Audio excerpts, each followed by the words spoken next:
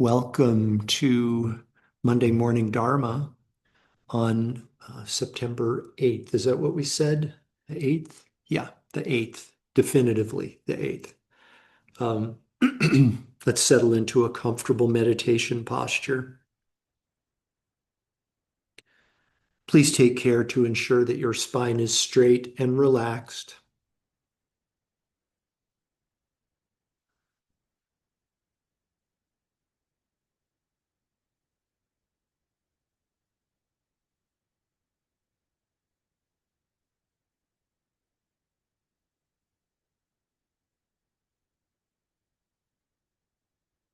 Grounded, balanced, stable, like a mountain with ancient wisdom awareness.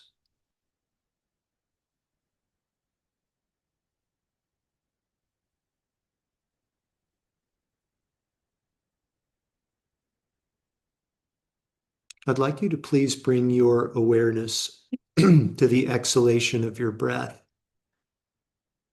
and allow your exhalation to be just a bit longer and a bit more pronounced than your inhalation. Please feel free to experiment with pausing briefly at the bottom of each exhalation.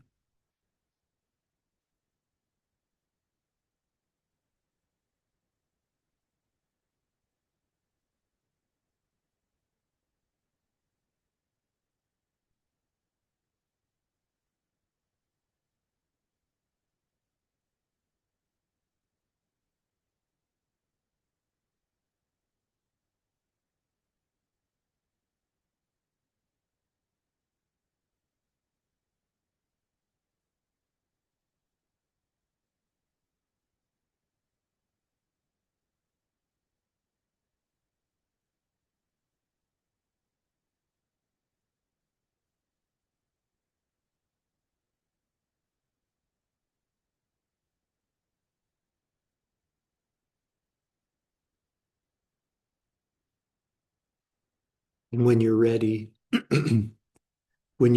please feel free to transition into meditation on the inner body. Become the silent observer of sensations that may start in your hands and your feet. No analysis is necessary. There's nothing to figure out. Just be the silent observer and allow a more awakened state of awareness to emerge.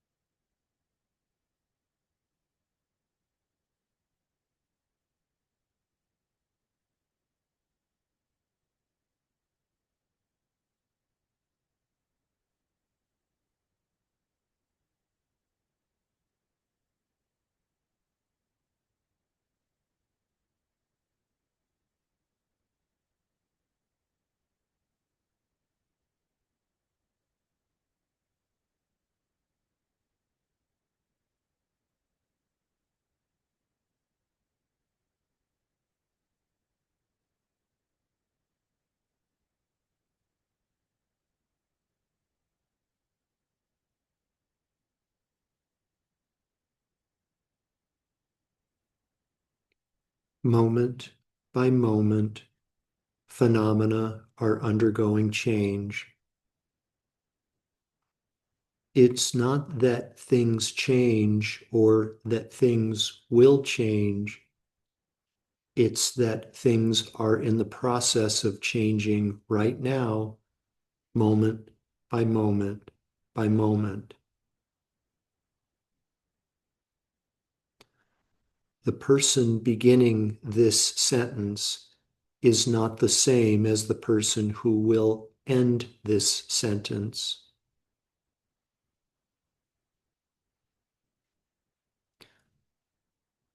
Meditation on impermanence is a very powerful method to overcome the harmful and sometimes painful mind of desirous attachment.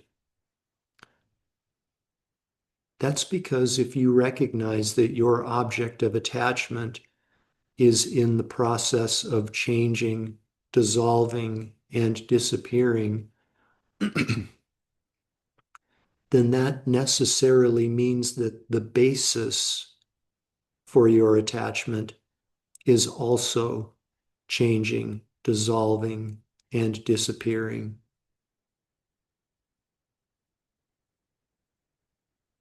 Please know this truth about wisdom realizing impermanence. If you perfect your practice of wisdom realizing impermanence, you will never suffer again in this lifetime.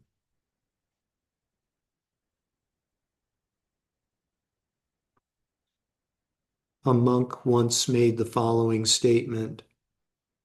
He said, "In my 20 years of wearing the robes of an ordained monk, I have learned this one fact: all that arises ceases."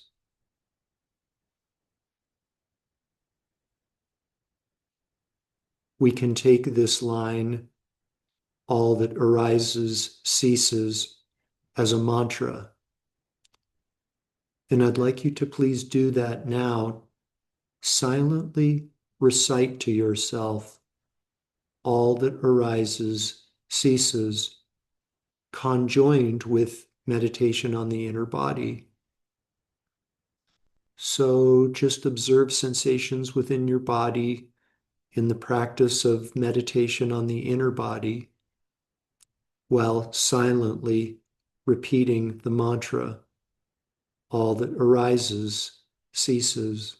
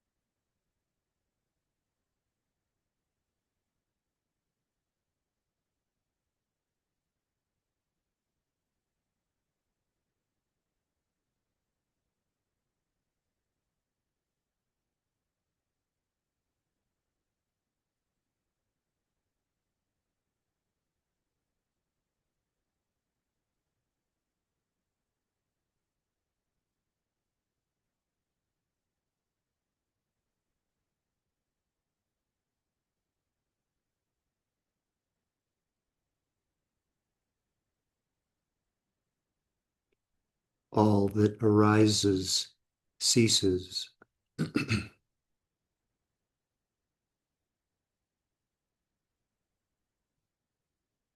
By practicing the meditation on the inner body while silently reciting this mantra, you become one with the mantra.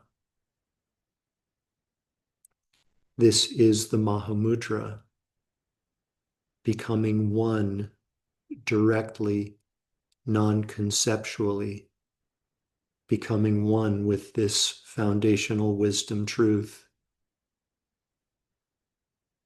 All that arises ceases.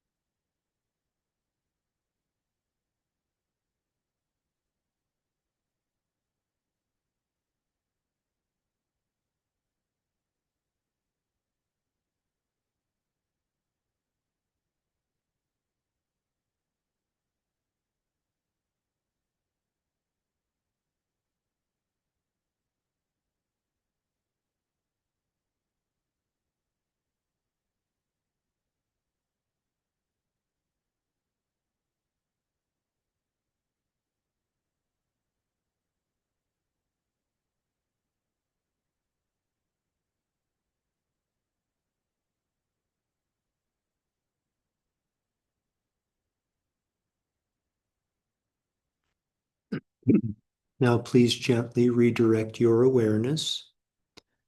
Become aware again of your physical body and allow your breathing to become less shallow.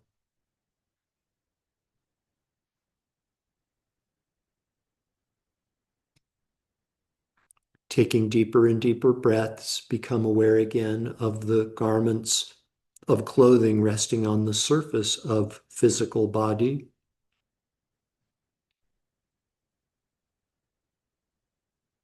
Become aware again of your surroundings inside the room that you're occupying. Deeper and deeper breaths, becoming aware again of the world that exists outside of the room that you're occupying.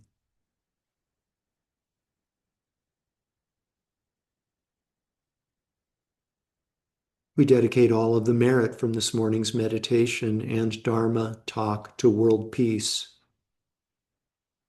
May all beings without exception soon awaken from these confused notions of self and other, me and mine and not yours, ours and not theirs.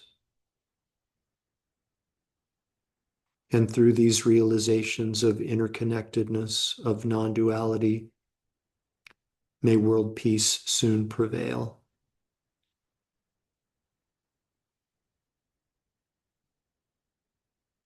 Completely fill up your belly and lungs with air, and when you're ready, you can open your eyes and bring your meditation to an end.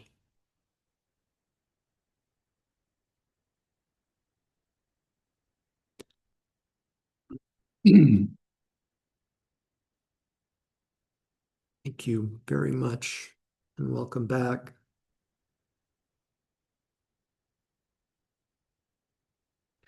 I've made a clarifying point about that meditation on impermanence a couple of times before, but it's so important that I want to make it yet again. And that is that it might be tempting when we hear the words or contemplate or meditate on the words, all that arises ceases. We might think that that means it like ceases to exist.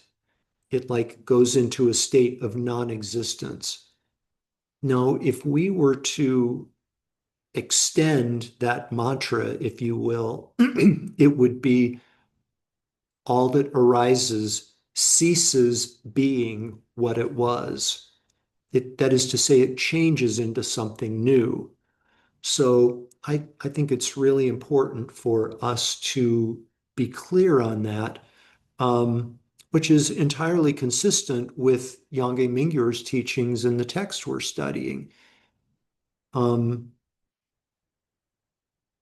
Impermanence says that everything is in a constant state of change. Moment by moment, phenomena are undergoing change. This means that there is no abiding. There is no abiding. Maybe for the briefest of second. Sometimes it's said like phenomena abide the length of a flash of lightning, or I've even heard 1/64th of a finger snap. That's the duration of time that phenomena abide. Really, really short time. And how does one measure the 64th of a finger snap in terms of time? Anyways, you get the idea. Very, very short. There is no abiding, and therefore everything and everyone is in a state of becoming something new. On Friday, I talked about how we can use that wisdom recognition about ourselves, and help ourselves to not be stuck, right? I'm constantly changing. I'm constantly becoming something new. Feeling stuck and feeling depressed they often go hand in hand, but we can also use that recognition of becoming when we consider our relationships with other people and others, right? We tend to have such just a static, fixed view of other people. Oh, they're this way, and they're going to always be this way. And it's just such a disempowering perspective to have, you know? When we recognize it's disempowering for both ourselves and those who we are making this fixed, static, permanent assessment of.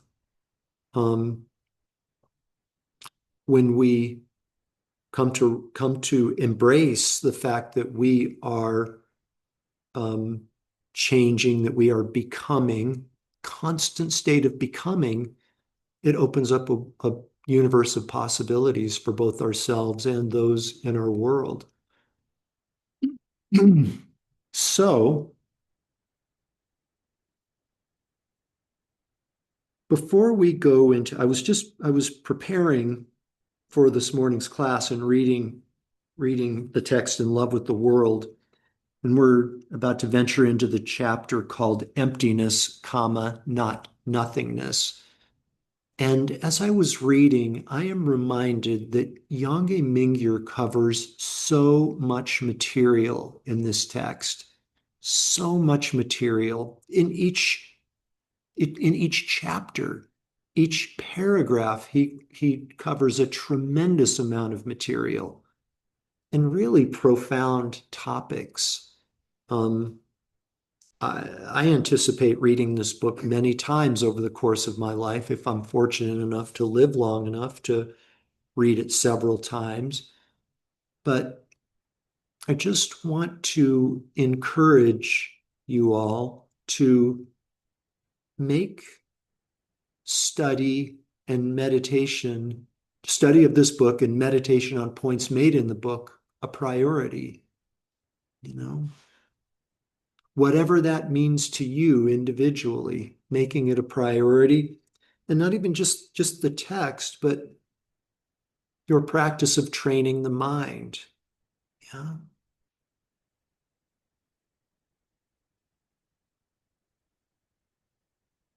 to make it a priority, whatever that means to you, whatever that looks like to you, you know. I think I've told you before, every morning I study a Dharma text while I have my tea, and that's sacred time. That's sacred time that I make a priority. Um, a story I've told before, there's this woman, this mysterious woman who is very beautiful, who comes in and out of my life. Like I see her maybe once every couple of years, and she lives here in Silver City. I saw her in Albertsons 2 or 3 weeks ago. And it's like, oh, here you are again. I wasn't sure if you moved away or what. She meditates twice a day. She meditates once in the morning and once in the late afternoon. And she has told her family and friends, same time every morning, same time every afternoon. And she has told her family and friends, don't interrupt me for anything. Don't interrupt me for anything during these times. This is kind of conditioned everybody to like leave her alone because this meditation time is so important to her. She doesn't change her meditation time because there's a will class being held, you know, whatever a will birding class, that won't cause her to change her meditation time, interrupt her schedule. Yeah. Some special on PBS on television? Nope, nothing. She said, if somebody has died, you can interrupt she said, no, if somebody's in the process of dying, you can interrupt me. If they've already died, it can wait. I'm going to do my meditation practice. There's nothing I can do, you know.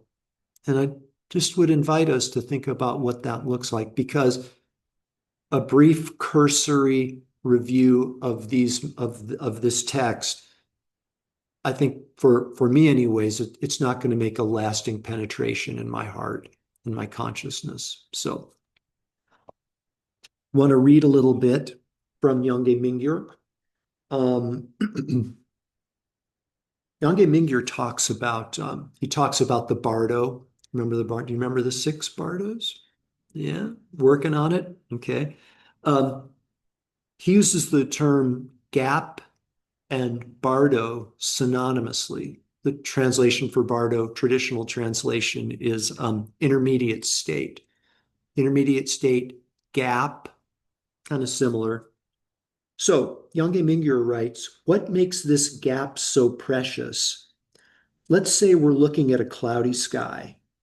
Some clouds are lighter or darker than others. They move fast or slow, disperse and change shape and dissolve into one another.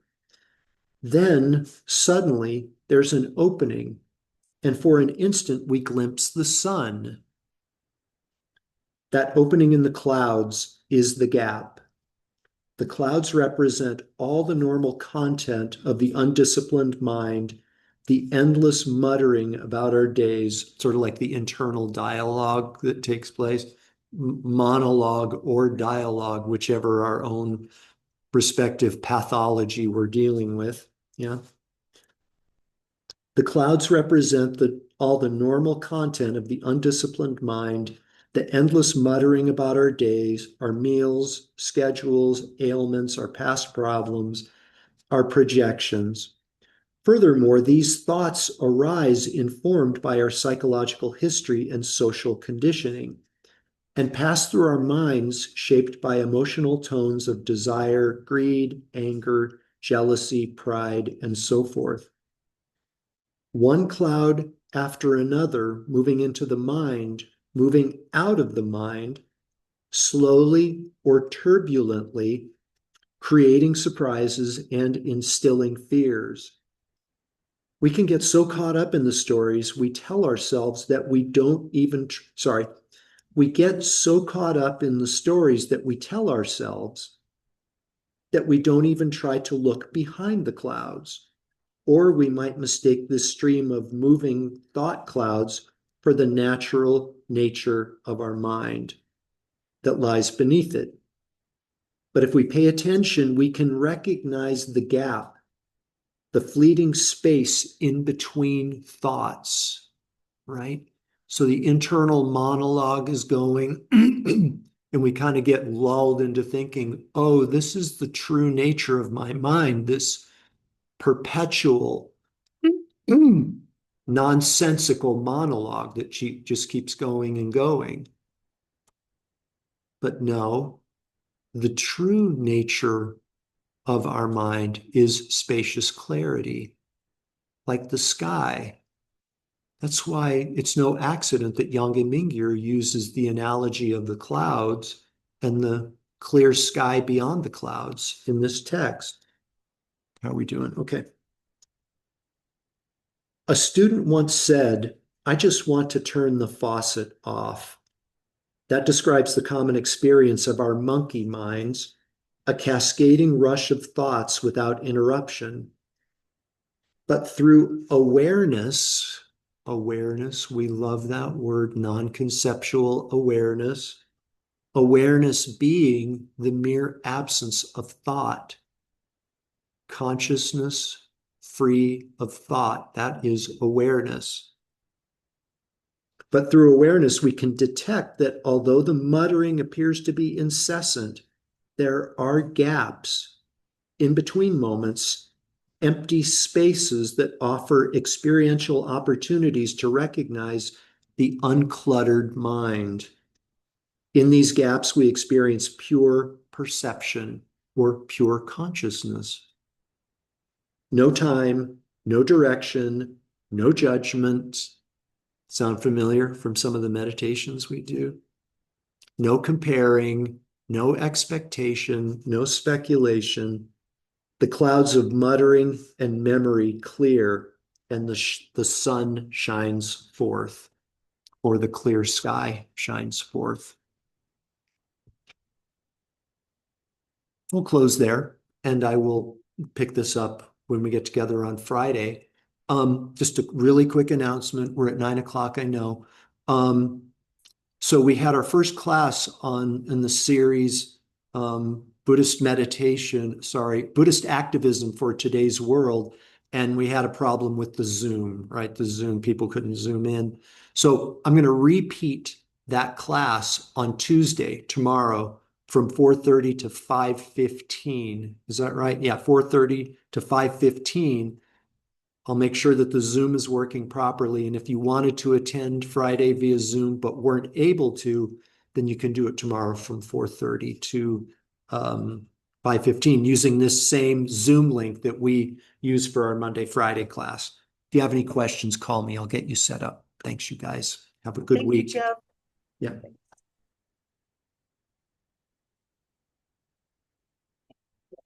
You are most welcome.